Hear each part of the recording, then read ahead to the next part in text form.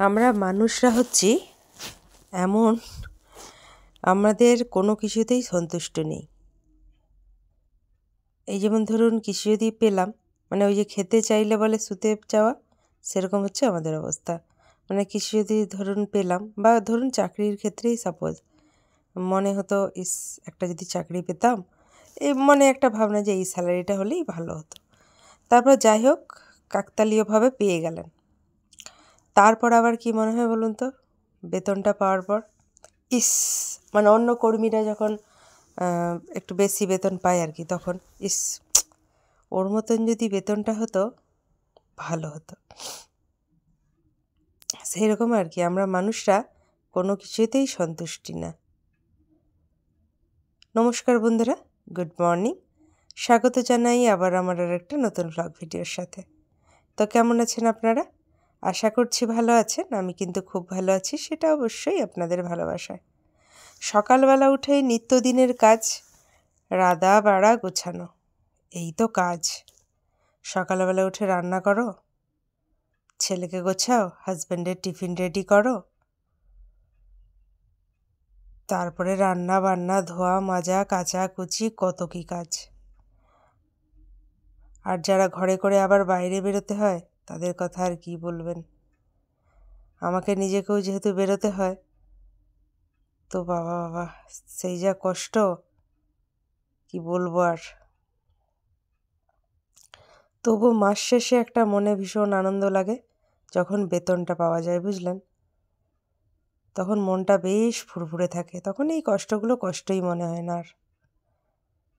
তো ছেলেকে স্নানের জল দিলাম, রান্না করলাম, মানে ডাল সেদ্ধ আলু সেদ্ধ হয়েছে, তো আনাজ কাটছিলাম দেখলেন। তারপর ছেলেকে একটু ঘি দিয়ে ভাত খাওয়াচ্ছিলাম, ঘি, ডাল সেদ্ধ, আলু সেদ্ধ আর কাঁচা লঙ্কা চটকে ছেলেকে ভাত খাইয়েছিলাম। এই শীত পড়ে গেছে, শীতকালে ঘি ফেনা ভাত, আলু ভাতে ঘি, ডাল সেদ্ধ, আলু সেদ্ধ, অনেকে ডিম সেদ্ধও খান, কিন্তু আমরা ঘির সাথে ডিম, পেঁয়াজ এগুলো খাই না। তো ছেলে আমার রেডি, এখানে দেখুন স্নান টান করে একবারে রেডি সে, এই যে তাকে ভাত খাওয়াচ্ছি। ভাত টাত খেয়ে সে কিন্তু বুট টুট পরে একদম যাচ্ছে স্কুলের পথে। তার স্কুল থাকলে এত যেন ঝড় বয়ে যায় আমার উপর দিয়ে। ছেলে রেডি হওয়া, ছেলের টিফিন গোছানো, ছেলেকে খাওয়ানো, বাপরে বাপরে, যেন একটা যুদ্ধ চলে। যাই হোক, ছেলে চলে গেল আমার স্কুল। ছেলে চলে যাওয়ার পর কুঁদরি কাটছিলাম, দেখছিলেন, একটু কুঁদরি পোস্তটা করে নিচ্ছি। ছেলে যাওয়ার আগে আমি কুঁদরিটাকে তরকারি মানে মশলা টশলা দিয়ে একদম বসিয়ে দিয়েছিলাম, দিয়ে চাপা দিয়ে দিয়েছিলাম আর কি। ছেলে খেতে খেতে আমার কুঁদরি পোস্তটাও হয়ে গেল। তারপরে ডালটা সোমবার দিয়ে নিলাম।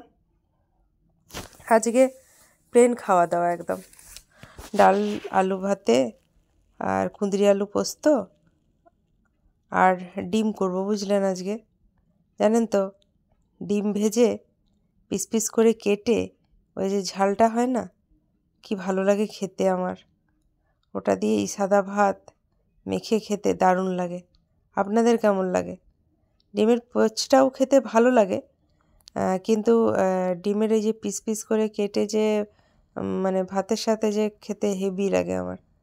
তারপরে যে ডিমের হয় না সেদ্ধ, বেশ গরম গরম ডিম সেদ্ধ বিন নুন দিয়ে গরম গরম খেতে কি ভালো লাগে বলুন তো। কার কার ভালো লাগে অবশ্যই একটু কমেন্ট করে জানাবেন।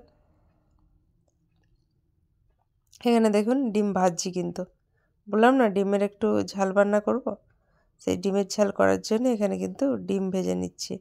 তবে এই ডিমের ঝালটা যদি পিস পিস করে কেটে যে মশলার মধ্যে দেওয়া যায়, তবেই কিন্তু টেস্টটা ভালো লাগে আরও বেশি। মনে হয় যেন ভেতরে ভেতরে সব কিছু ঢুকে গেছে।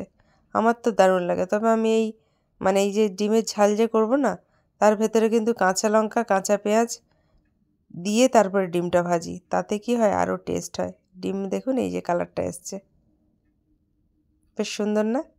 খেতেও বেশ ভালো হয়েছিল। তো বন্ধুরা, ভিডিওটা আজকে এতটা পর্যন্তই থাক। দেখা হবে আবার অন্য কোনো দিন অন্য একটা ভিডিওর সাথে। ততক্ষণে আমি বাসনগুলো মেজে নিই, বুঝলেন। আমার চ্যানেলে যারা নতুন, অবশ্যই চ্যানেলটাকে ফলো দিয়ে দেবেন।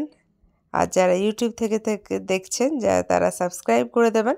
আর যারা থ্রেড থেকে দেখছেন তারাও কিন্তু ফলো দিয়ে দেবেন। আর আপনারা ভালো থাকবেন, সুস্থ থাকবেন। দেখা হবে আবার অন্য কোনো দিন অন্য একটা ভিডিওর সাথে। ততক্ষণের জন্য টাটা।